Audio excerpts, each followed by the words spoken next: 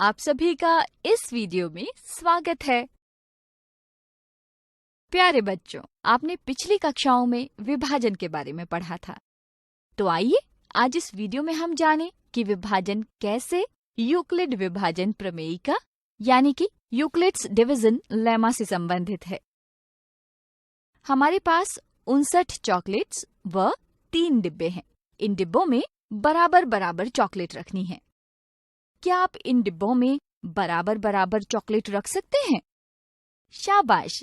हमने देखा कि प्रत्येक डिब्बे में 19 चॉकलेट्स को रख दिया जाता है, जबकि 2 चॉकलेट शेष रह जाती हैं। जरा सोचिए, क्या अब आप इसे साधारण भाग विधि से हल कर सकते हैं? बिल्कुल सही। हल करने पर हमें भागफल 19 व शेषफल 2 प्राप्त होता है, जहां 3 भाजक व 59 भाज्य हैं। यदि अब उन्हीं चॉकलेट्स को 3 के जगह 5 डिब्बों में बराबर बराबर रखनी है, तो बताइए क्या करेंगे? शाबाश! अब हमारे पास प्रत्येक डिब्बे में 11 चॉकलेट्स हैं, जबकि 4 चॉकलेट अभी भी शेष रह जाती हैं, जिसे हम इस प्रकार दर्शाते हैं। इसी प्रकार यदि डिब्बों की संख्या बढ़ाकर 7 कर दी जाए तो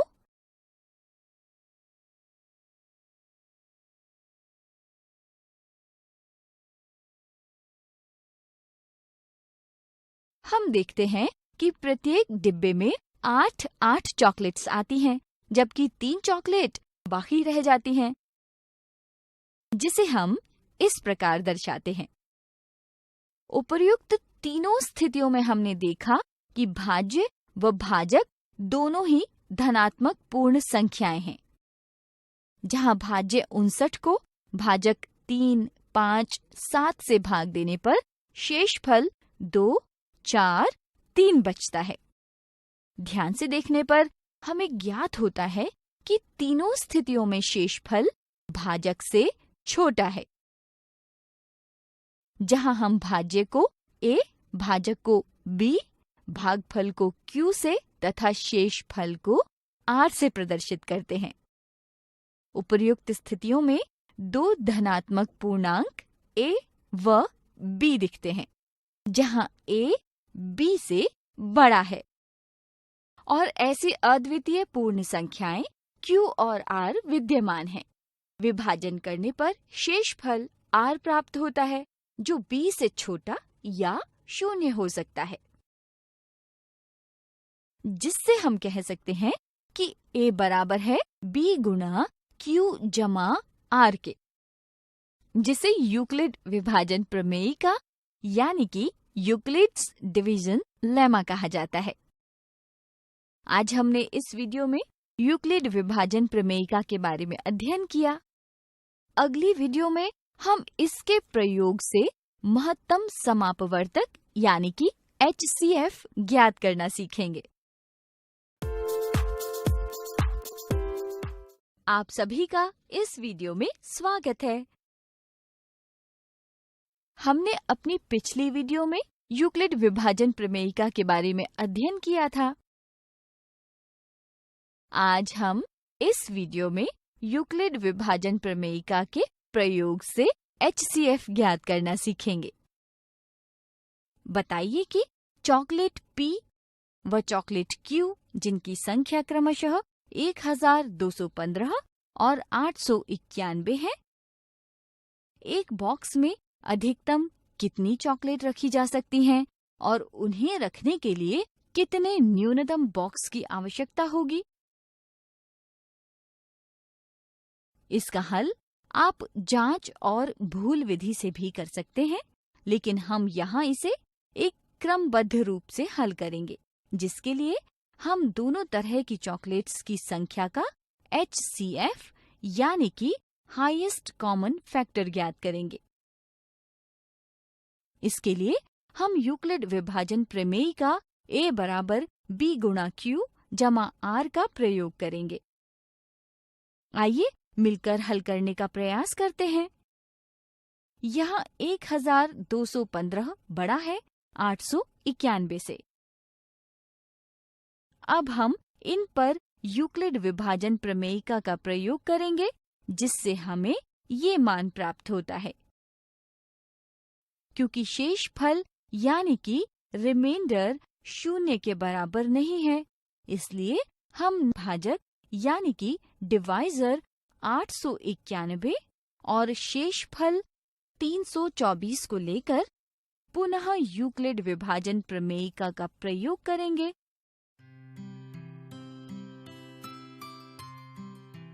जिससे हमें ये मान प्राप्त होगा। यहाँ भी शेषफल 0 के बराबर नहीं है, इसलिए हम पुनः प्रमेयिका का प्रयोग करते हैं।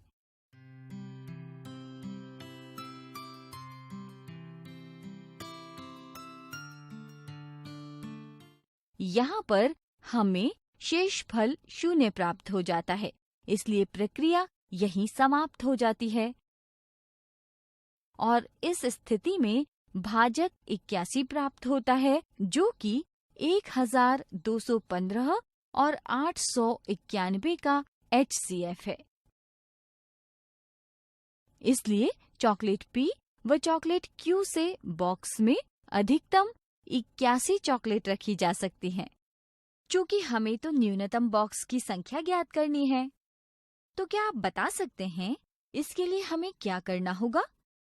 शाबाश! यदि चॉकलेट P और Q की संख्याओं में अधिकतम एक बॉक्स में आने वाली चॉकलेट की संख्याओं यानी कि 81 का भाग देने पर जो भागफल हमें प्राप्त होता है, उनके योग की संख्या यानी कि 26 ही न्यूनतम बॉक्स की संख्याएं होंगी। अतः चॉकलेट रखने के लिए हमें न्यूनतम 26 बॉक्स की आवश्यकता होगी। आइए अब यूक्लिड विभाजन प्रमेयिका और यूक्लिड विभाजन एल्गोरिदम के बीच के अंतर को समझें। यूक्लिड विभाजन प्रमेयिका एक सिद्ध हुआ कथन होता है, जिसका उपयोग किसी अन्य कथन को सिद्ध करने के लिए किया जा सकता है, जबकि एल्गोरिदम अच्छी तरह से परिभाषित चरणों की एक श्रृंखला है, जो दो धनात्मक पूर्णांक संख्याओं A व B के HCF को प्राप्त करने के लिए उपयोग किया जाता है, जहां हम यूक्लिड विभाजन प्रमेयिका के कथन A बराबर B गुणा Q जमा R को लागू करते हैं। इस वीडियो में आज हमने यूक्लिड विभाजन प्रमेयिका पर आधारित उदाहरण देखा। अगली वीडियो में हम देखेंगे कि इस प्रकार के प्रश्नों को हल करते समय साधारणतः क्या गलतियां हो सकती हैं। इस वीडियो में आपका स्वागत है। पिछले वीडियो में हमने यूक्लिड विभाजन प्रमेयिका पर आधारित उदाहरण देखा। अब हम देखेंगे कि ऐसे प्रश्नों को हल करते समय सामान्यतः क्या गलतियां हो सकती हैं। एक दुकानदार के पास 1517 जूतों की और 902 चप्पलों की जोड़ियां हैं। वो इनको इस प्रकार डिब्बों में रखना चाहता है कि प्रत्येक डिब्बे में जोड़ियों की संख्या समान रहे। ऐसा करने के लिए प्रत्येक डिब्बे में कितनी जोड़ियां रखी जा सकती हैं? प्रश्न को हल करने के लिए वीडियो को रोकें और फिर अपने उत्तर का मिलान करें। चूंकि यहाँ जोड़ियों की समान संख्या ज्ञात करनी है, अर्थात इन दोनों की संख्या का HCF ज्ञात करना है, जिसके लिए हम यहाँ यूक्लिड विभाजन प्रमेयिका का प्रयोग करते हैं। यहाँ 1517 बड़ा है 902 से, इसलिए A और B के मान रख हल करते हैं।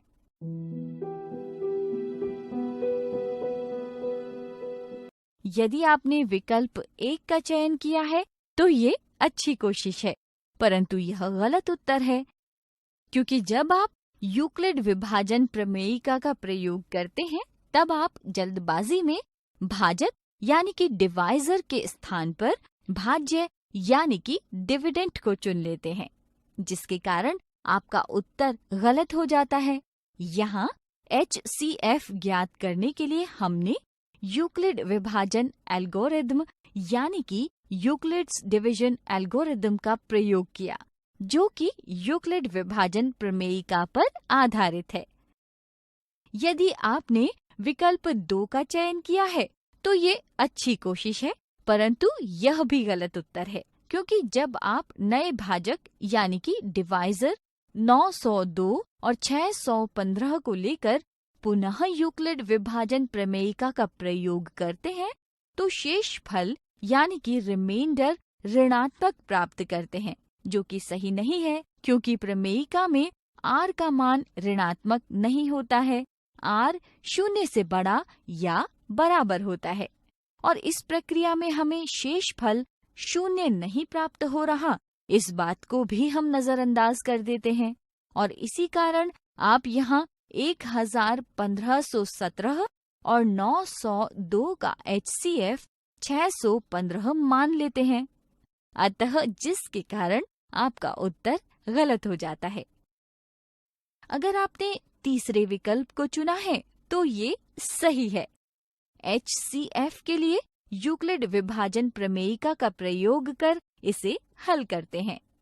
यहाँ 902 से 1517 बड़ा है। यूक्लिड विभाजन प्रमेयिका की प्रक्रिया को तब तक दोहराते हैं जब तक शेष फल 0 प्राप्त न हो जाए। यहाँ शेष फल 0 प्राप्त हो जाता है, इसलिए प्रक्रिया यहीं समाप्त हो जाती है। क्योंकि इस स्थिति में भाजक 41 है, इसलिए 1517 और 902 का HCF 41 होगा, जिससे विकल्प 3 सही उत्तर है। तो उम्मीद है कि आपको समझ आ गया होगा कि इस उदाहरण में तीसरा विकल्प क्यों सही है और बाकी 2 क्यों गलत है। अध्यापक भी कक्षा में विद्यार्थियों की सूझबूझ का परीक्षण ऐसे ही कुछ उदाहरणों की मदद से कर सकते हैं। आप सभी का इस वीडियो में स्वागत है। अपनी पिछली वीडियो में हमने यूक्लिड विभाजन प्रमेयिका यानी कि यूक्लिड्स डिवीजन लेमा का अध्ययन किया। आज इस वीडियो में हम अंकगणित की आधारभूत प्रमेय यानी कि the fundamental theorem of arithmetic का अध्ययन करेंगे। क्या आप इन संख्याओं को भाज्य यानी कि कंपोजिट नंबर्स व अभाज्य संख्याओं यानी कि प्राइम नंबर्स में अलग अलग कर सकते हैं? संख्याओं को विभक्त करने के लिए वीडियो को रोकें और फिर अपने उत्तर का मिलान करें।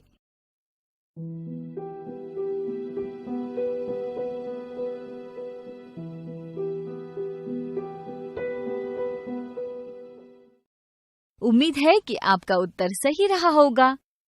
अब यदि हम इनमें से किसी भी एक संख्या माना 102 का चयन कर आगे बढ़ें, तो क्या आप 102 को उसके अभाज्य गुणनखंडों के गुणनफल यानी कि प्रोडक्ट ऑफ प्राइम नंबर्स के रूप में लिख सकते हैं? 102 को अभाज्य गुणनखंड यानी कि प्राइम फैक्टर्स 2, 3 व 17 के गुणनफल के रूप में लिख सकते हैं। शाबाश! अब यदि हम ध्यान दें तो देखेंगे कि अभाज्य संख्याओं यानी कि प्राइम नंबर्स को गुणा करके एक प्राकृत संख्या यानी कि नेचुरल नंबर प्राप्त कर सकते हैं। आइए इसको और विस्तार से देखते हैं। यदि अभाज्य संख्याओं का एक संग्रह यानी कि कलेक्शन ले और इनमें से कुछ या सभी संख्याओं को चाहे कितनी भी बार गुणा करें, तो हमें प्रत्येक स्थिति में धनात्मक पूर्णांक यानी कि पॉजिटिव इंटीजर मिलता है। अतः हम कह सकते हैं कि किसी भी धनात्मक पूर्णांक को अभाज्य संख्या यानी कि प्राइम नंबर्स की घातों यानी कि पावर्स के गुणनफल के रूप में लिख सकते हैं। क्या आप ऐसी कोई भाज्य संख्या यानी कि कंपोजिट नंबर सोच सकते हैं जिसको अभाज्य संख्याओं की घातों के गुणनफल के रूप में न लिखा जा सकता हो? आइए इसका उत्तर देने के लिए एक धनात्मक पूर्णांक माना 1,08,000 108 के गुणनखंड करते हैं। क्या आप बता सकते हैं कि इस संख्या के गुणनखंड कैसे कर सकते हैं? बिल्कुल सही, हम गुणनखंड वृक्ष यानी कि फैक्टर ट्री के प्रयोग से गुणनखंड ज्ञात कर सकते हैं। इस तरह हम 1,08,108 को अभाज्य संख्याओं के एक गुणनफल के रूप में गुणनखंडित कर लेते हैं, जो अभाज्य संख्याओं के घातों के रूप में है। इससे आप क्या अनुमान लगा सकते हैं? इससे हम यह अनुमान लगा सकते हैं कि किसी भी भाज्य संख्या को अभाज्य संख्याओं की घातों के गुणनफल के रूप में लिखा जा सकता है। और यदि अभाज्य संख्याओं के क्रम को छोड़ दिया जाए तो किसी भाज्य संख्या को अभाज्य संख्या की घातों के रूप में एक ही विधि में लिखा जा सकता है। आप भी कुछ ऐसी संख्याओं को लेकर इस तथ्य की जांच कर सकते हैं। यह एक सत्य कथन है जो पूर्णांकों के अध्ययन में एक महत्वपूर्ण भूमिका निभाता है। यही कारण है कि इस कथन को अंकगणित की आधारभूत प्रमेय, the fundamental theorem of arithmetic कहते हैं, जिसकी सबसे पहले उत्पत्ति यानी कि introduction sir Karl Frederick Gauss ने की थी, जिसके अनुसार प्रत्येक भाज्य संख्या को अभाज्य संख्याओं के एक गुणनफल के रूप में व्यक्त यानी कि गुणनखंडित किया जा सकता है तथा यह गुणनखंड अभाज्य गुणनखंडों के आने वाले क्रम के बिना अद्वितीय होता है। आज इस वीडियो में हमने अंकगणित की आधारभूत प्रमेय यानी कि the fundamental theorem of arithmetic का अध्ययन किया। अगली वीडियो में हम इस प्रमेय का प्रयोग का इस वीडियो में स्वागत है। अपनी पिछली वीडियो में हमने अंकगणित की आधारभूत प्रमेय यानी कि the fundamental theorem of arithmetic का अध्ययन किया। आज इस वीडियो में हम इसके प्रयोग यानी कि एप्लीकेशंस का अध्ययन करेंगे। क्या आप 12 व 45 को उनके अभाज्य गुणनखंडों के गुणनफल के रूप में लिख सकते हैं? गुणनखंड करने के लिए वीडियो को रोकें और खुद प्रयास करें।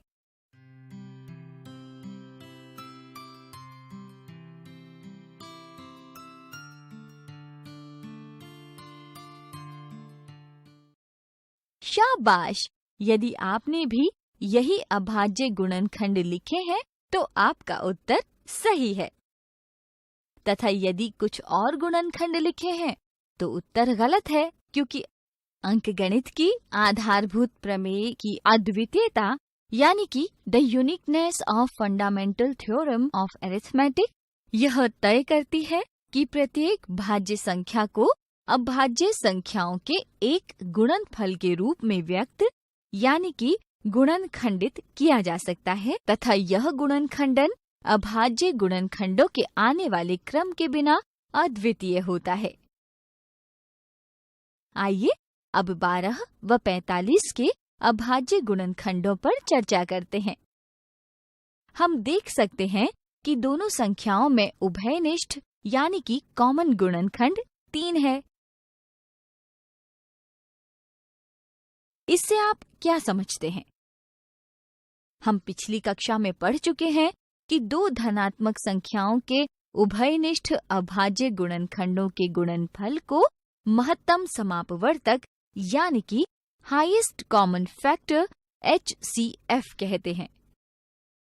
साथ ही अगर हम देखें तो HCF की तरह लघुत्तम समापवर्त्य यानी कि लीस्ट कॉमन मल्टीपल LCM भी ज्ञात कर सकते हैं, जो कि दोनों संख्याओं के प्रत्येक अभाज्य गुणनखंडों की सबसे बड़ी घात का गुणनफल यानी कि 12 व 45 का LCM 180 होता है।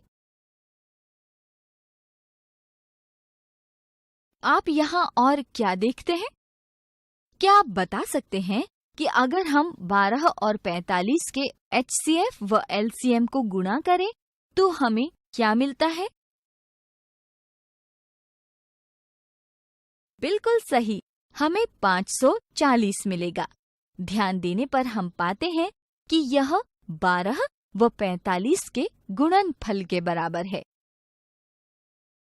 जिसके आधार पर यह निष्कर्ष निकाला जा सकता है कि किन्हीं दो धनात्मक पूर्णांकों माना a व b का गुणनफल तथा उनके HCF व LCM का गुणनफल समान होता है।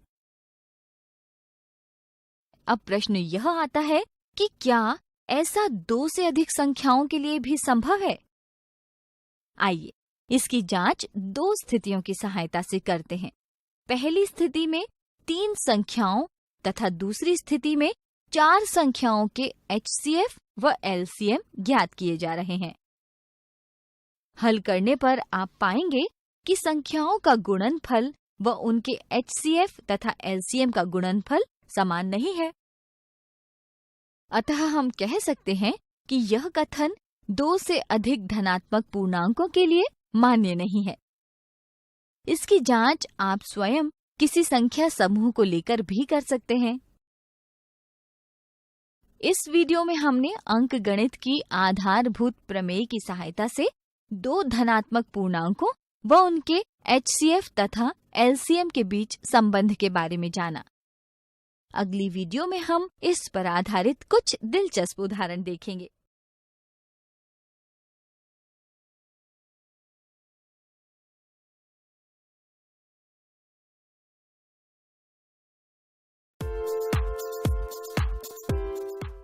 आप सभी का इस वीडियो में स्वागत है। पिछली वीडियो में हमने अंकगणित की आधारभूत प्रमेय यानी कि the fundamental theorem of arithmetic का अध्ययन किया। इस वीडियो में हम अंकगणित की आधारभूत प्रमेय पर आधारित कुछ दिलचस्प उदाहरण देखेंगे।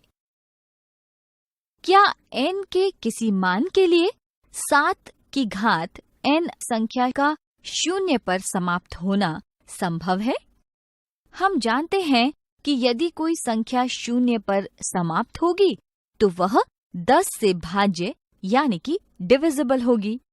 इसलिए हम कह सकते हैं कि यदि संख्या 7 की घात n अंक 0 पर समाप्त होगी तो वह 10 से भाज्य होगी, यानी कि 7 की घात n के गुणनखंड में अभाज्य संख्याएं 2 तथा 5 आनी चाहिए। क्या ऐसा हो सकता है? नहीं, ऐसा संभव नहीं है, क्योंकि अगर हम 7 के अभाज्य गुणनखंड देखें तो हमें सिर्फ 1 और 7 मिलता है। अंकगणित की आधारभूत प्रमेय की अद्वितीयता यह तय करती है कि 7 के अभाज्य गुणनखंड करने पर 1 और 7 के अलावा और कोई अभाज्य गुणनखंड यानी कि 2 व 5 प्राप्त नहीं होगा, जिसके आधार पर हम कह सकते हैं कि ऐसी कोई प्राकृत संख्या नहीं है जिसके लिए 7 की घात n अंक 0 पर समाप्त होगी। आइए एक और उदाहरण देखते हैं। 2 संख्याओं a व b के HCF व LCM क्रमशः 51 तथा 4335 हैं। यदि a बराबर 255 है तो b का मान ज्ञात कीजिए। क्या आप बता सकते हैं कि b का मान हम किस प्रकार ज्ञात कर सकते हैं? हमने अपनी पिछली वीडियो में सीखा था कि 2 धनात्मक पूर्णांकों का गुणनफल व उनके HCF तथा LCM का गुणनफल हमेशा समान होता है। अब यदि इस प्रश्न में दिए गए इन मानों को हम इस सूत्र में प्रतिस्थापित कर हल करें तो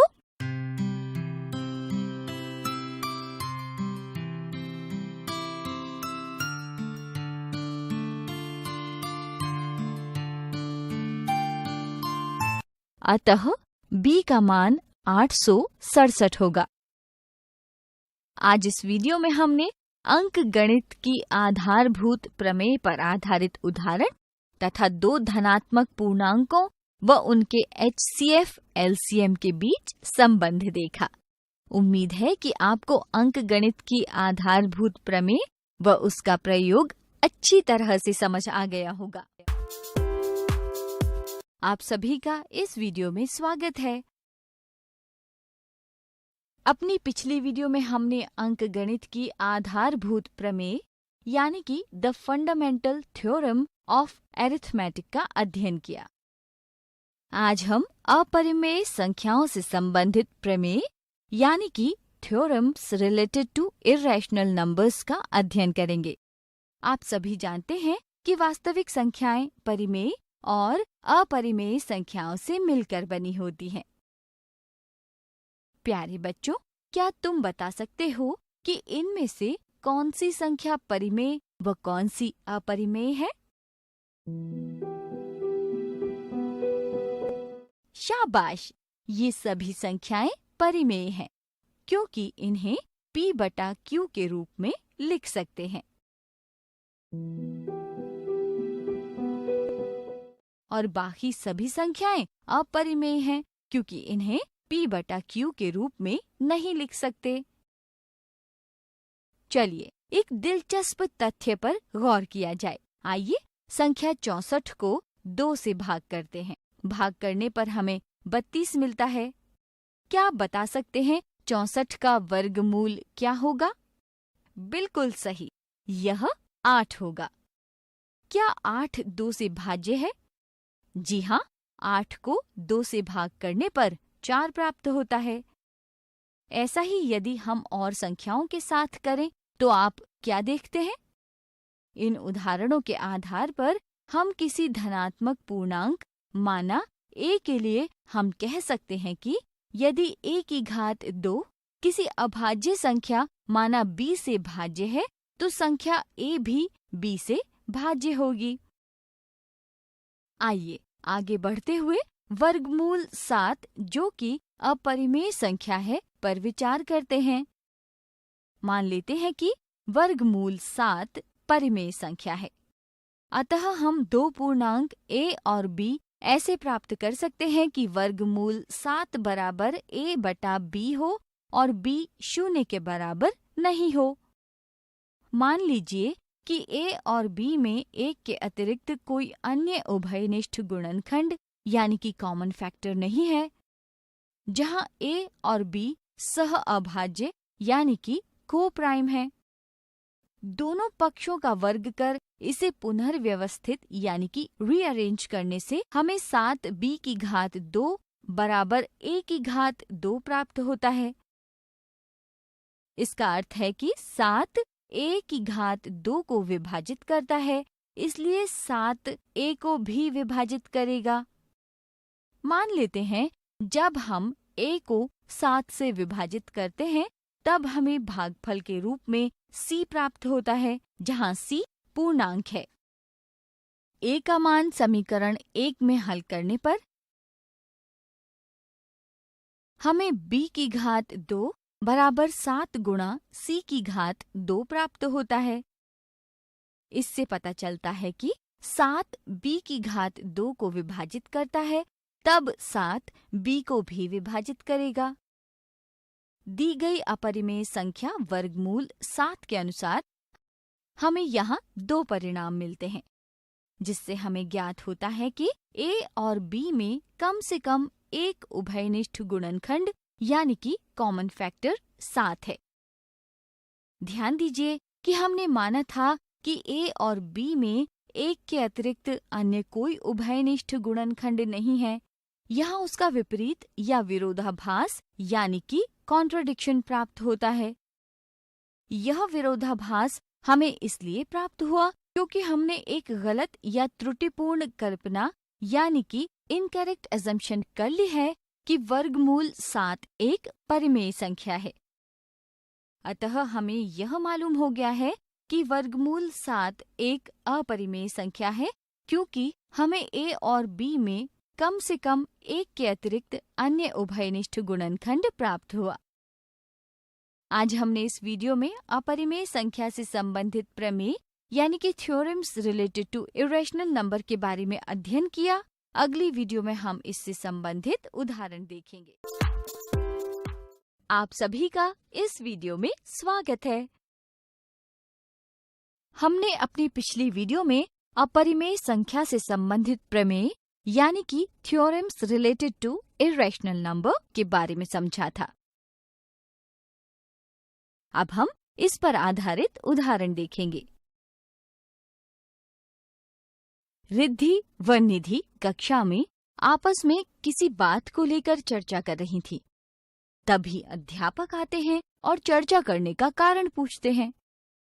रिद्धि कहती है कि 5 जमा वर्गमूल 7 एक परिमेय संख्या है, जबकि निधि कहती है कि ये एक अपरिमेय संख्या है। अध्यापक उन दोनों से 5 जमा वर्गमूल 7 की परिमेय या अपरिमेय होने का कारण पूछते हैं। निधि मान लेते हैं कि 5 जमा वर्गमूल 7 एक परिमेय संख्या है, जिसे P बटा Q के रूप में लिखते हैं, जहां P व Q पूर्णांक संख्याएं हैं। समीकरण 1 को पुनर्व्यवस्थित कर हमें वर्गमूल 7 बराबर P घटा 5Q बटा Q मिलता है। चूंकि आपको याद होगा कि परिमेय संख्याओं का अंतर भी एक परिमेय संख्या ही होता है, इसलिए हम कह सकते हैं कि चूंकि P और Q परिमेय संख्या हैं, तो दाएं पक्ष में P घटा 5Q बटा Q भी एक परिमेय संख्या है, तथा बाएं पक्ष में वर्गमूल 7 है, जो कि अपरिमेय संख्या है।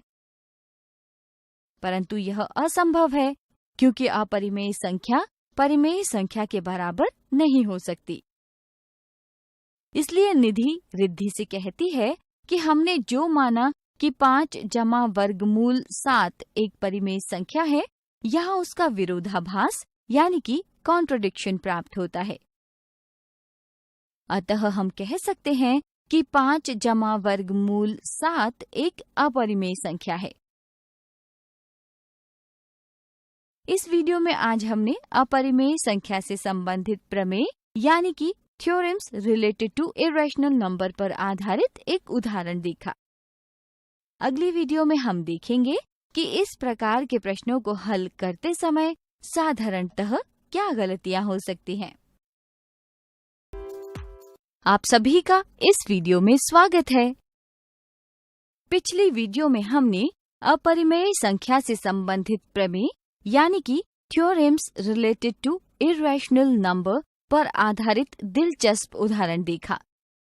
इस वीडियो में हम देखेंगे कि इस प्रकार के प्रश्नों को हल करते हुए आमतौर पर क्या गलतियां हो सकती हैं। निम्न कथनों में से 3 वर्गमूल 17 के लिए कौन सा सत्य कथन है? प्रश्न को हल करने के लिए वीडियो को रोकें और हल करें और फिर अपने उत्तर का मिलान करें। आइए सबसे पहले मान लेते हैं कि 3 वर्गमूल 17 एक परिमेय संख्या है। अतः इसे हम निम्न प्रकार से लिखते हैं, जहां P व Q सह अभाज्य यानी कि को प्राइम संख्याएं हैं तथा P और Q में एक के अतिरिक्त कोई उभयनिष्ठ गुणनखंड यानी कि कॉमन फैक्टर नहीं है। पुनः व्यवस्थित यानी कि रीअरेंज करने पर वर्गमूल 17 बराबर P बटा 3Q प्राप्त होता है। चूंकि आपको याद होगा कि परिमेय संख्याओं का विभाजन भी एक परिमेय संख्या ही होता है, इसलिए हम कह सकते हैं कि चूंकि P और Q परिमेय संख्याएं हैं, तो दाएं पक्ष P बटा 3Q भी परिमेय संख्या है। इसलिए वर्गमूल 17 भी परिमेय संख्या होगी। क्या आप वर्गमूल 17 को P बटा Q के रूप में लिख सकते हैं?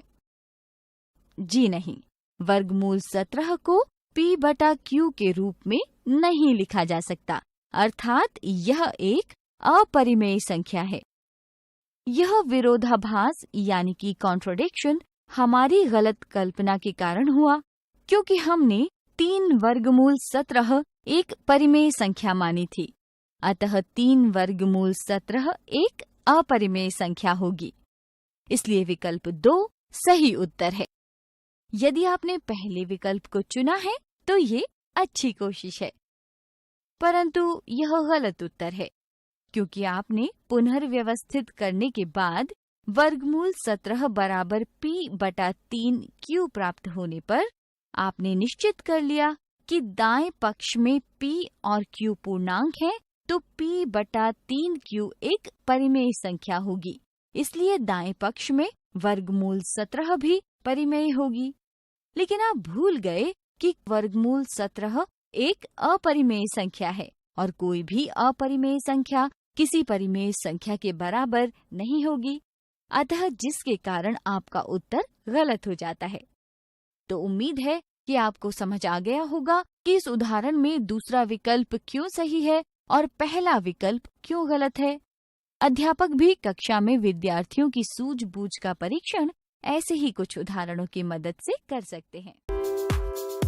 आप सभी का इस वीडियो में स्वागत है। अपनी पिछली वीडियो में हम परिमेय संख्याओं यानी कि रैशनल नंबर्स, अपरिमेय संख्याओं यानी कि इरैशनल नंबर्स तथा अपरिमेय संख्याओं पर आधारित प्रमेय का अध्ययन कर चुके हैं। अब हम परिमेय संख्याओं के दशमलव प्रसार यानी कि decimal expansion of rational numbers पर चर्चा करेंगे। क्या आप इन परिमेय संख्याओं का दशमलव प्रसार लिख सकते हैं? प्रयास करने के लिए वीडियो को रोकें और फिर अपने उत्तर का मिलान करें।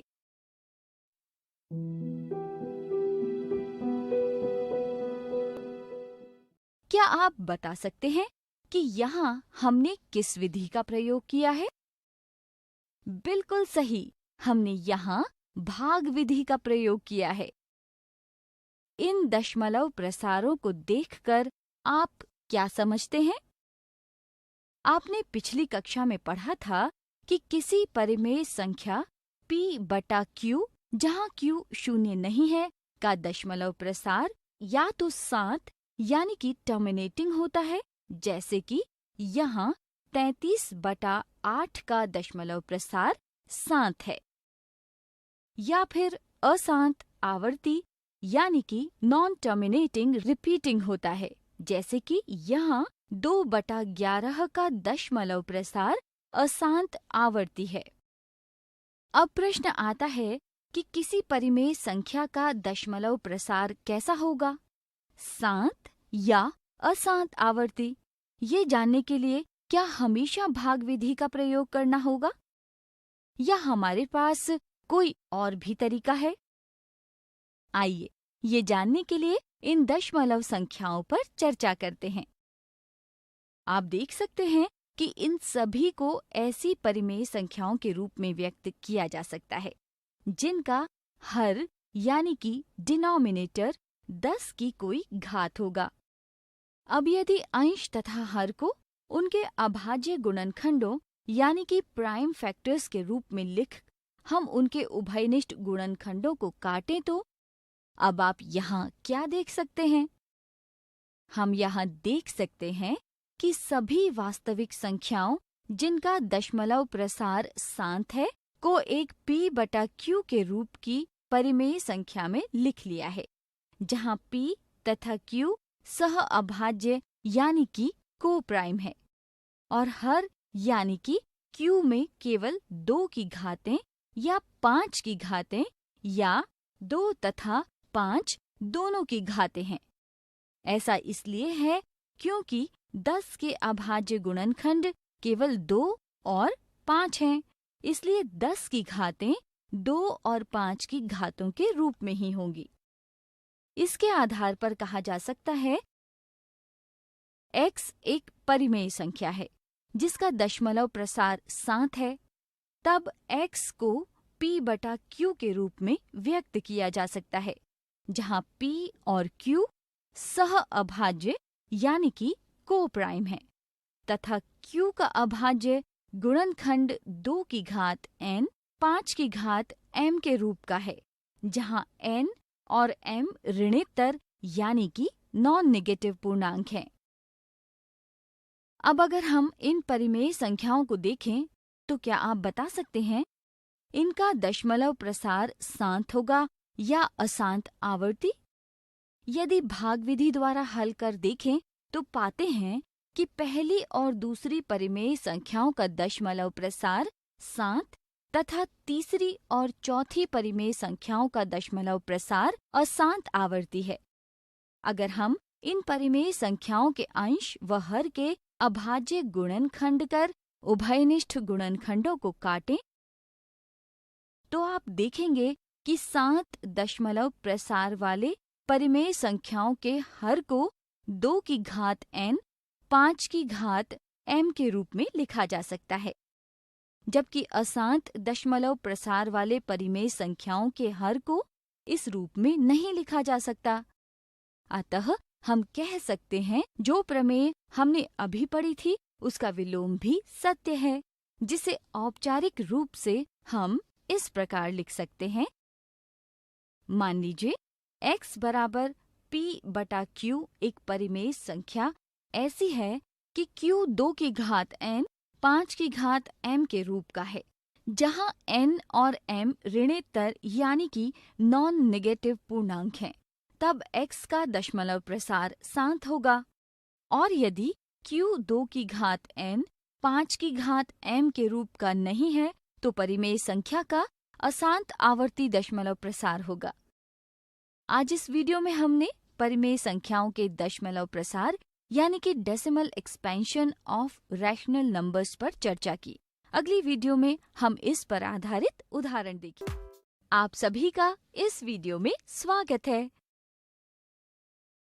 पिछली वीडियो में हमने परिमेय संख्याओं के दशमलव प्रसार यानी कि decimal expansion of rational numbers पर चर्चा की। आज हम इस पर आधारित उदाहरण देखेंगे। यहाँ भाग विधि का प्रयोग किए बिना हमें बताना है कि किस परिमेय संख्या का दशमलव प्रसार शांत है और किसका अशांत आवर्ती है। क्या आप बता सकते हैं कि हम ये किस प्रकार पता लगा सकते हैं? वीडियो को रोकें और प्रश्न को हल करने का प्रयास करें। यदि हम इस पहली परिमेय संख्या के अंश व हर दोनों के गुणनखंड कर देखें तो पाते हैं कि हर 2 की घात n 5 की घात m के रूप का है। हमने अपनी पिछली वीडियो में सीखा था कि किसी परिमेय संख्या p बटा q में यदि q 2 की घात n 5 की घात m के रूप का हो, जहां n और m ऋणोत्तर यानी कि नॉन नेगेटिव पूर्णांक हैं, तो परिमेय संख्या का दशमलव प्रसार शांत होता है। इस परिमेय संख्या का दशमलव प्रसार शांत होगा। आइए अब दूसरी परिमेय संख्या ऋणात्मक 17/15 पर चर्चा करते हैं, जिसके गुणनखंड करने पर हम देखते हैं कि इसका हर 2 की घात n 5 की घात m के रूप का नहीं है। आपको याद होगा कि किसी परिमेय संख्या p बटा q में यदि q 2 की घात n 5 की घात m के रूप का नहीं है तो परिमेय संख्या का दशमलव प्रसार अशांत आवर्ती होगा। इसी प्रकार हम बाकी परिमेय संख्याओं के दशमलव प्रसार का भी पता लगा सकते हैं।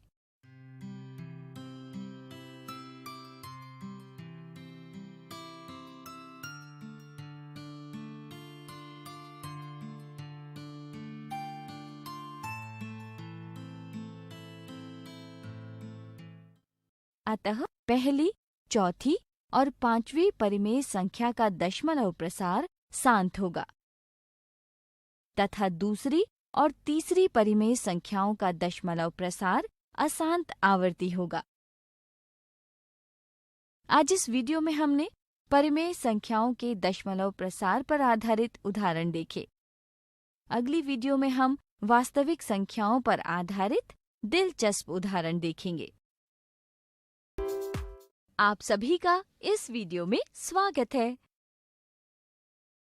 पिछले वीडियो में हमने परिमेय संख्याओं के दशमलव प्रसार पर आधारित कुछ उदाहरण देखे। इस वीडियो में हम वास्तविक संख्याओं यानी कि रियल नंबर्स पर आधारित कुछ दिलचस्प उदाहरण देखेंगे। आइए इन वास्तविक संख्याओं पर चर्चा करते हैं। आप इन संख्याओं को देखकर इनके बारे में क्या बता सकते हैं? ये सभी वास्तविक संख्याएं हैं और वास्तविक संख्याएं परिमेय तथा अपरिमेय संख्याओं से मिलकर बनती हैं। तो सबसे पहले यदि हम इन अपरिमेय संख्याओं पर गौर करें तो क्या आप बता सकते हैं कि इनका दशमलव प्रसार कैसा होगा? हम जानते हैं कि सभी अपरिमेय संख्याओं का दशमलव प्रसार अशांत अनावर्ती होता है। आइए अब परिमेय संख्याओं की ओर बढ़ते हैं। आगे बढ़ते हुए यदि हम इस संख्या के दशमलव प्रसार पर गौर करें तो हम देख सकते हैं कि संख्या के अंत में ये 3 बिंदु हमें बताते हैं कि दशमलव प्रसार अशांत है तथा दशमलव के बाद के अंकों 8, 3, 4, 5 व 6 की पुनरावृत्ति हो रही है। अतः इस वास्तविक संख्या का दशमलव प्रसार अशांत आवर्ती होगा। इस संख्या को हम इस प्रकार दंड यानी कि बार लगाकर लिख सकते हैं। अंकों के ऊपर इस दंड से आप क्या समझते हैं? अंकों के ऊपर लगाया गया ये दंड अंकों के उस खंड को निरूपित करता है जिसकी पुनरावृत्ति होती है। जैसे कि इस संख्या में अंकों 2 व 7 की हो रही है। अतः इस परिमेय संख्या का दशमलव प्रसार अशांत आवर्ती होगा। अतः हम कह सकते हैं कि जिस संख्या में किसी अंक या अंकों के खंड के ऊपर ये दंड होता है उनका दशमलव प्रसार अशांत आवर्ती होता है। अब अगर 29/1000 पर गौर करें तो हम अपनी पिछली कक्षा के ज्ञान के आधार पर इसे सीधा 0.029 लिख सकते हैं या फिर अंश व हर के गुणनखंड कर पाते हैं कि हर यानी कि 1000 2 की घात n 5 की घात m के रूप का है। दोनों ही तरीकों से एक ही निष्कर्ष निकलता है कि इस परिमेय संख्या का दशमलव प्रसार शांत होगा, क्योंकि हमने सीखा था कि किसी परिमेय संख्या p/q में यदि q 2 की घात n 5 की घात m के रूप का हो तो परिमेय संख्या का दशमलव प्रसार शांत होगा, और यदि q 2 की घात n 5 की घात m के रूप का नहीं है तो परिमेय संख्या का दशमलव प्रसार अशांत आवर्ती होगा। जैसे कि आप इस संख्या में देख सकते हैं। जो कुछ आपने आज सीखा और समझा उसकी सहायता से इस परिमेय संख्या के दशमलव प्रसार का स्वयं पता लगाएं। इस वीडियो में हमने वास्तविक संख्याओं, परिमेय संख्याओं तथा अपरिमेय संख्याओं की चर्चा की।